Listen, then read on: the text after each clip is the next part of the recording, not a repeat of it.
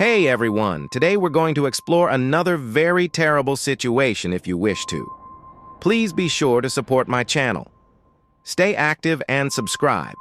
It really aids me. I would be quite appreciative of. In order to begin, appearances can frequently be dangerously dishonest individuals.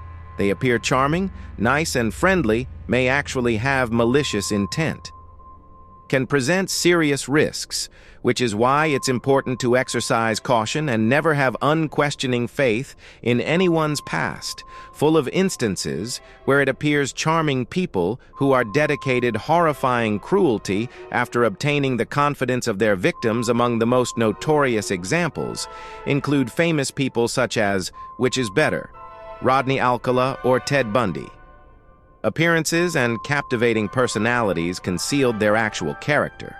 One in particular, terrifying case that rocked the globe, took place in the autumn of 2020 and involved the untimely passing of well-known soccer Danielle DeSantis, referee, and his fiancée. The crime was horrible. Eleonora Manta. In the cruelty and perplexity of its evident lack of motivation on the part of investigators investigated the situation and found that the identity of the offender astounded under an angelic facade. Everyone was someone with the capacity for unimaginable brutality. The culprit is much more unsettling.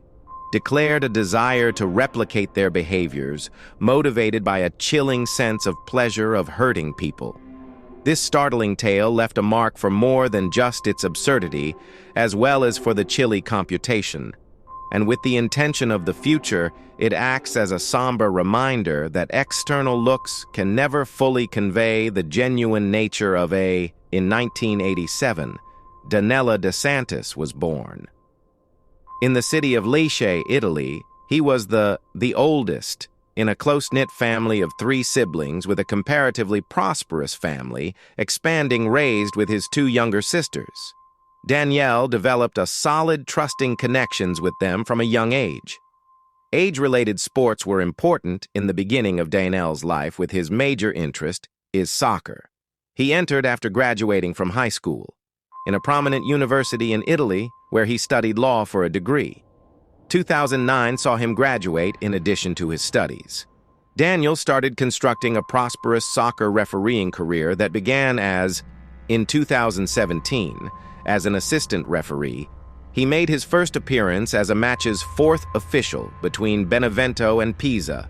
Over the years of his diligence and commitment earned him the chance to serve as an official in oversight of Serie C and Serie B matches. Danielle has played more than 130 games overall. Was renowned for his captivating personality, physical attributes, and noticeable presence on the soccer field. His work garnered him financial achievement and the prospect of a promising. He had ambitious ambitions for the future and was resolved to keep expanding in. Daniel's skills in his line of work included. Outside of his career, his personal life was just as satisfying as he was romantically involved with a charming young lady named Eleonora Manta, 3 years his junior. The pair intends to soon to be married. Eleonora was born in 1990 in Milan and raised she was the youngest in a humble household. 3 siblings, 2 of whom are older twin brothers when she was a young student. Her father was divorced from her parents, ultimately got married again and became primarily absent from the lives of his children, letting her mother bear the burden duty of bringing them up at a young age. Elena participated in sports and dance fervently. With these shared, she and Daniel met through their shared interests. In 2019, and their immediate bond developed into a loving partnership. Family and friends characterized them as a lovely, peaceful couple that seems too ideal for one another, according to. For those that care about them, the couple never disputed and completely trusted one. Nora and Ellie have always dreamed of another. Of graduating with a law degree in 2020, she obtained a competitive study placement at a legal studies program at a university and foreign affairs. Ecstatic by. She jumped enthusiastically at the chance. Her research that by the summer of 2020, September, a couple made the decision to live together. Selecting the big residence of Daniel in a contemporary and elegant residence, Daniela had been complicated at the time, leasing a medical facility, one of the room's student who took a while to locate. The changeover to alternative housing went gently, and slowly, Eleonora started transferring her possessions into the house of a lover in September. 2020 seems to be coming together for Eleonora Manta and Danielle DeSantis. The previous renter of Danielle had left. Eleonora had brought her possessions with her, and the pair was just about to. They were living together forever, also occupied with organizing what was supposed to be their most joyful day ever. Their Danielle was scheduled to perform a wedding ceremony, match for the Italian Cup between Monopoly and September 23rd in Modena. But sadly, he died before witnessing that day on September 21st evening. The pair was honoring Eleonora's action with a romantic meal at Daniel's apartment approximately 9:45 p.m. The quiet evening was broken when a shivering cry for the noises of a fight and assistance filled the air. Neighbors are worried about the disturbance. Heard the disturbing sound continue for almost 10 minutes over that period. There were a dozen calls to the local emergency services with numerous reports indicating that it sounded as though someone had been attacked. None of them understood how their observations were horribly correct. We're just past 10 p.m. A 12-year-old boy strolling across the building's street observed. He heard something that will haunt him. The sobs, but didn't completely understand what was going on when a young man rushed out of the apartment building. After a moment of hesitation, the man headed in the direction of the boy the youngster subsequently remembered. The man's expression was lifeless and icy, and the blade he was holding frightened the uncertain of what would happen. The boy froze. Fortunately, bystanders then showed up, close by, making the man run away in spite of his numerous attempts to conceal his face. People had a chance to observe him before he vanished into the night a short while later. Ambulances and police vehicles arrived at the scene, but nothing was there, could take to save Eleonora or Danielle. On his back, Danielle was discovered in the stairwell with a sizable pool of unresponsive blood. The gateway to the apartment was open, and within, the body of Eleonora was found in the facing down in the corridor. Her hair and garments were covered in blood and had both died. Away prior to the arrival of emergency services, later the cause of death was identified.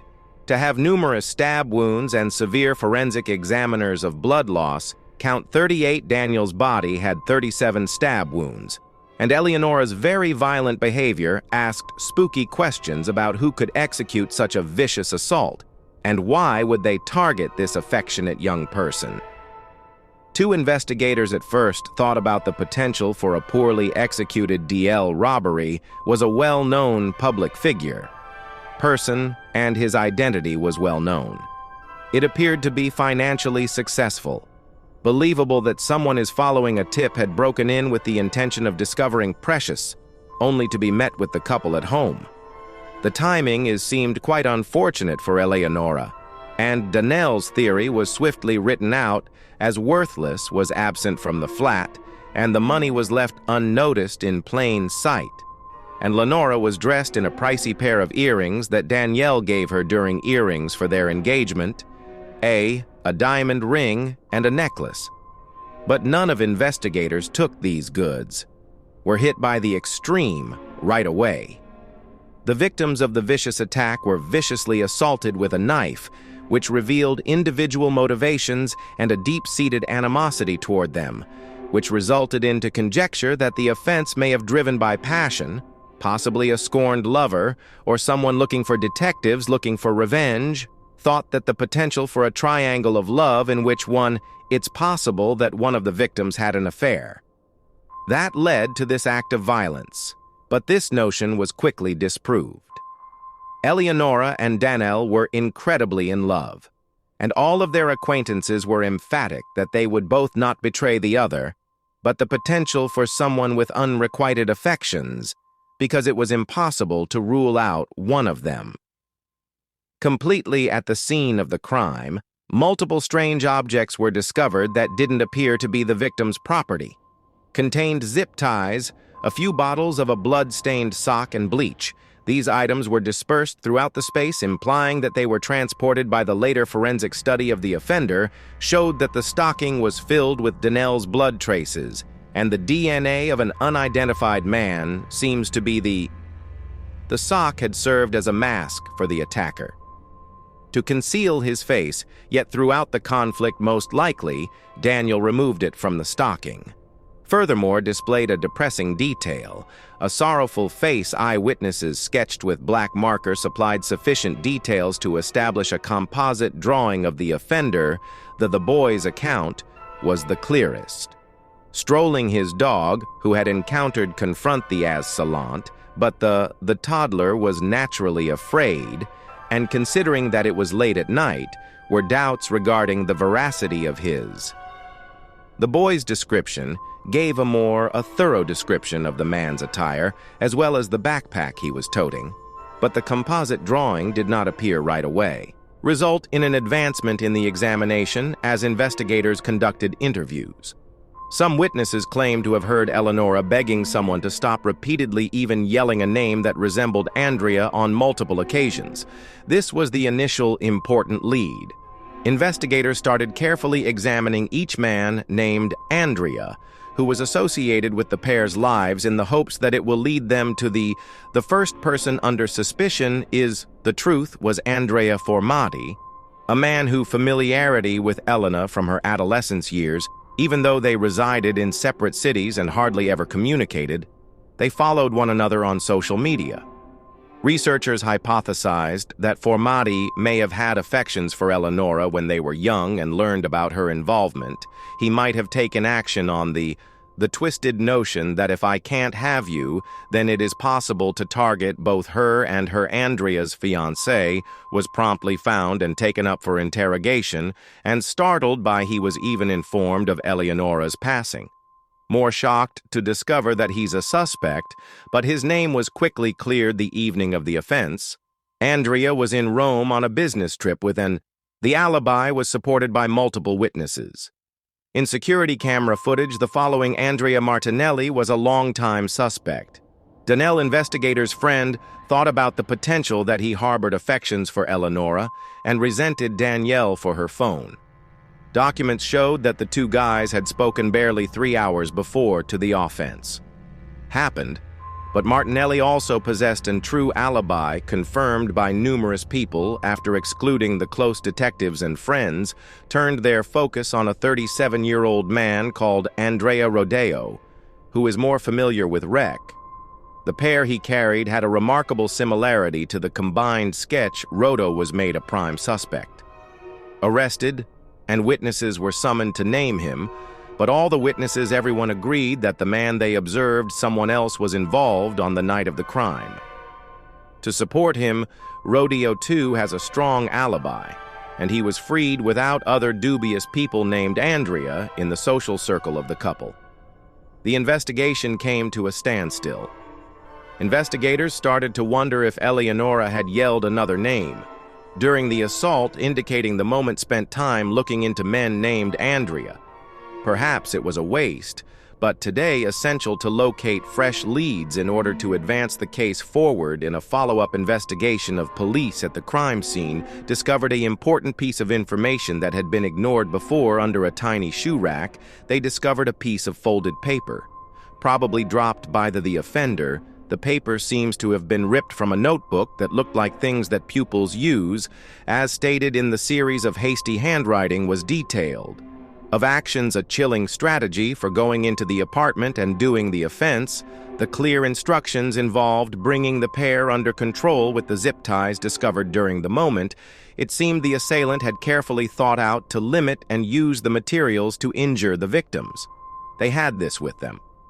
Revelation provided fresh insight into the deliberate character of the offense and relaunched the inquiry with a fresh concentrate on recognizing the cold and deliberate offender. For reasons unknown, the offender left the most vicious aspects of their scheme most. This was probably brought on by the couple's resistance to the loud, the noise and screaming heard by many of the neighbors likewise probably made that the attacker is afraid of getting caught.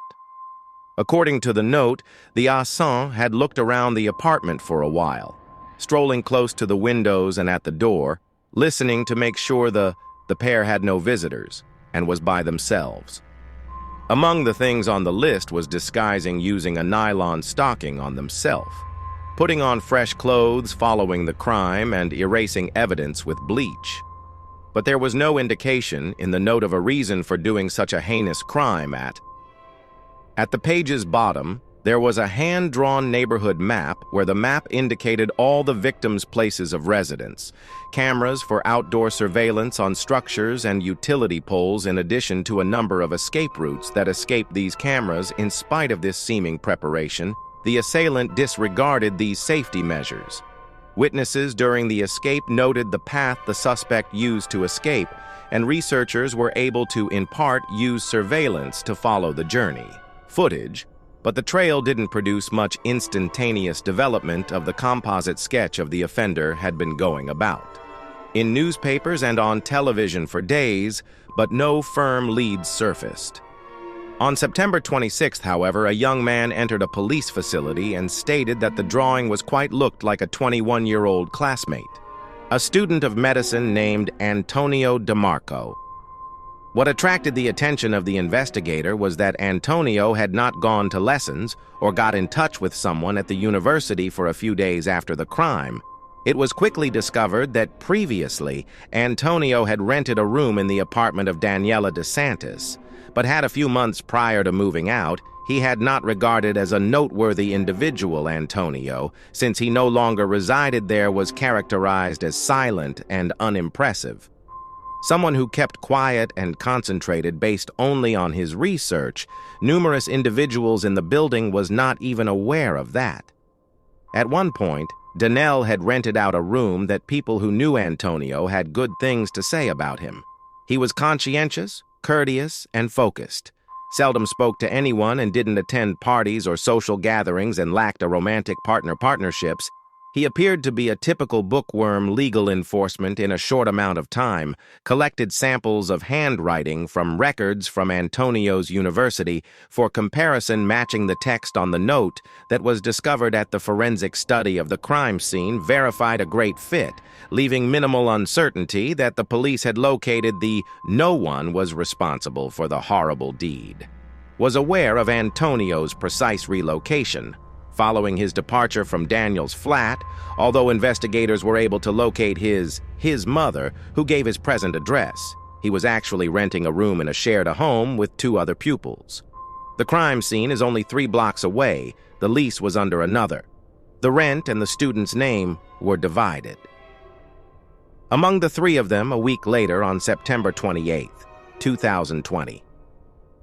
The unfortunate circumstances, Antonio DeMarco was taken into custody outside a comic book shop where he was purchasing a magazine at the time.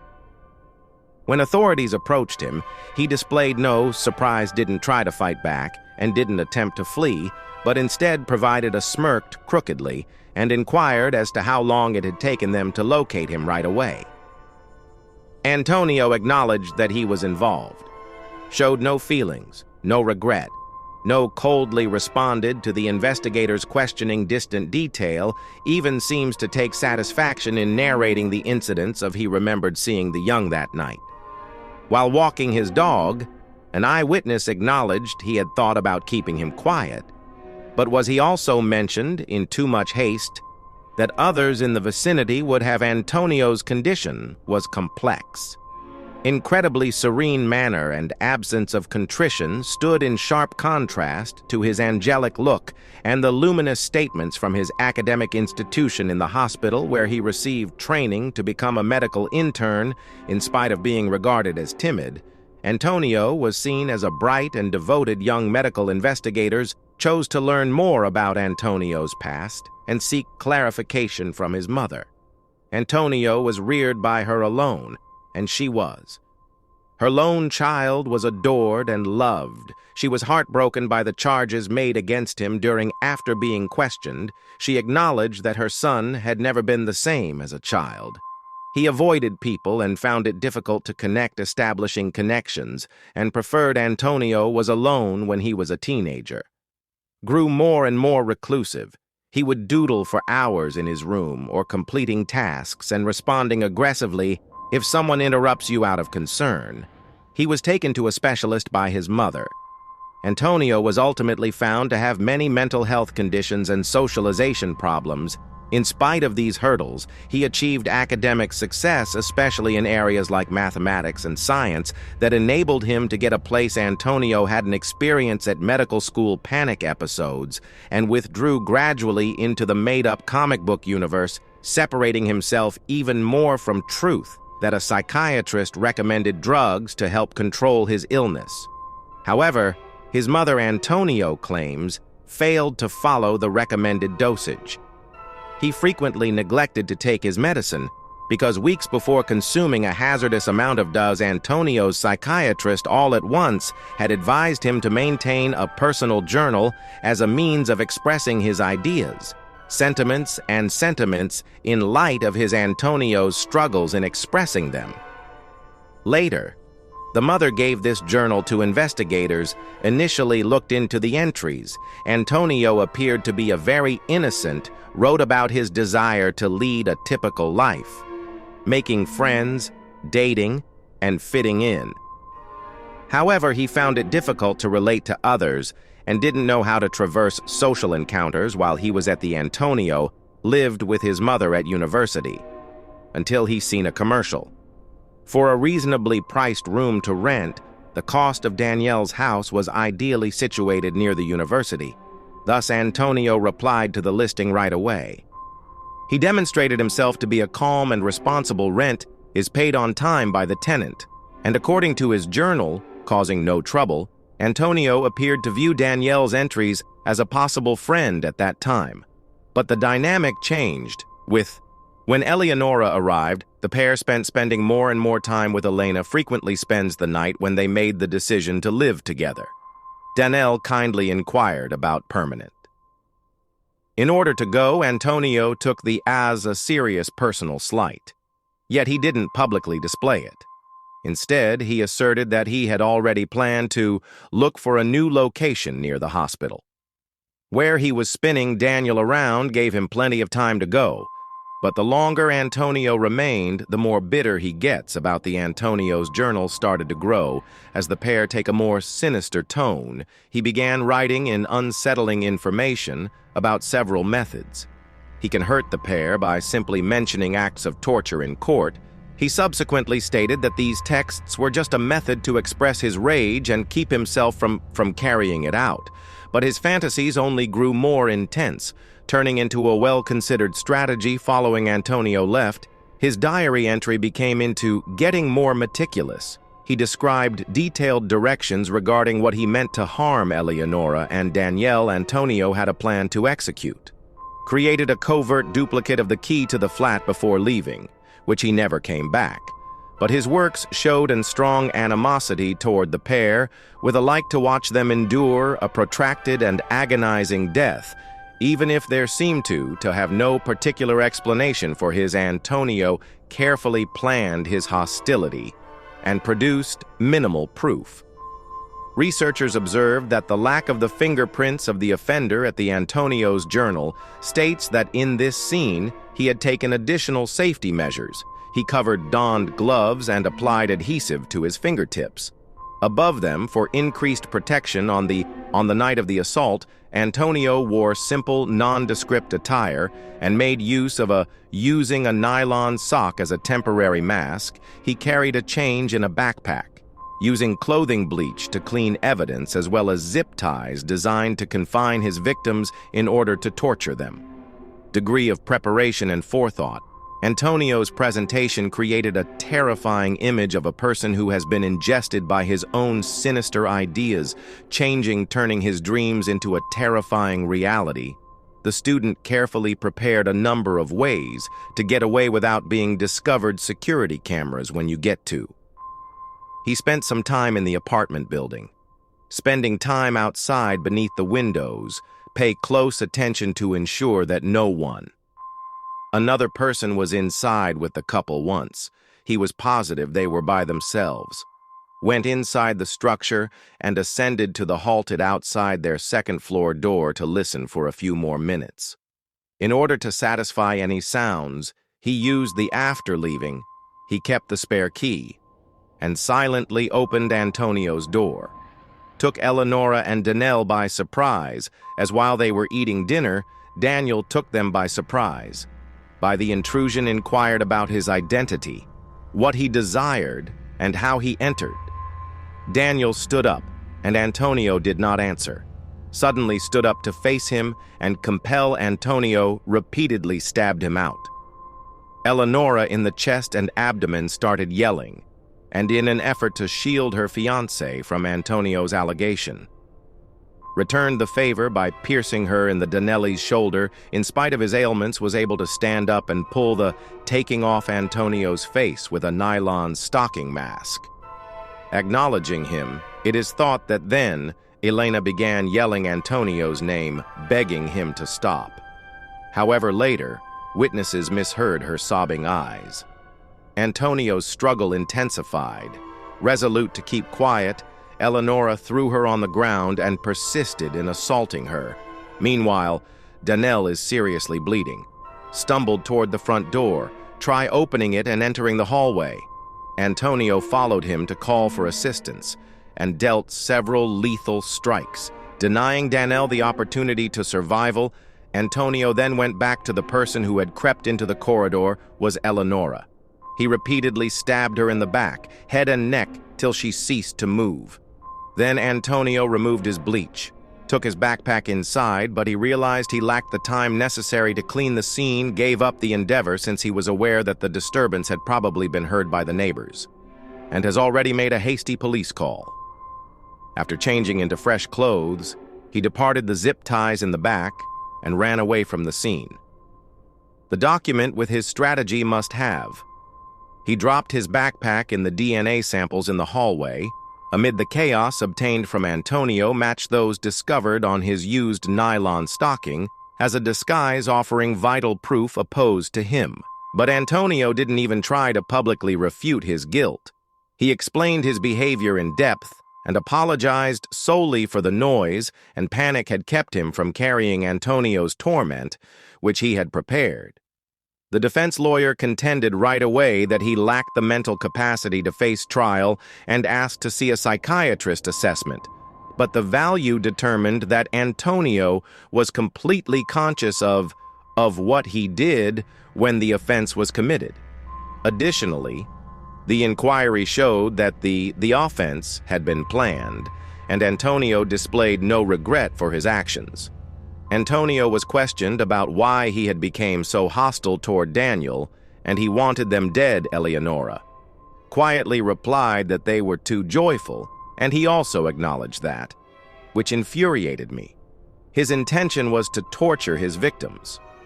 However, things had not gone as planned for him. Planned the prosecution's strategy during the trial. Displayed the odd illustration of a dejected Antonio's face was discovered on the nylon stocking. Had been questioned while wearing a mask. Regarding its history and importance, Antonio clarified that his intention was to maintain the identical symbol on the painting on the apartment wall he used the victim's blood as a sort of signature.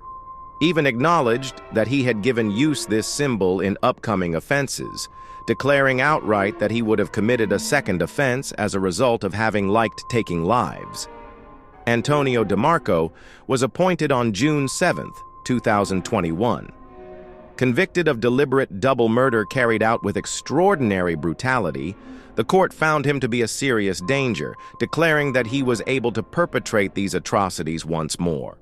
He had no remorse or mental health assessments indicated that he possessed the likelihood of turning into a serial killer.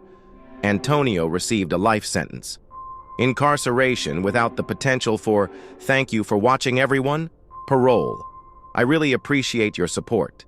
And you can hit that to help my channel grow. Like button, Leaving a remark and share this video to show your interest makes a big difference. I'll see you shortly.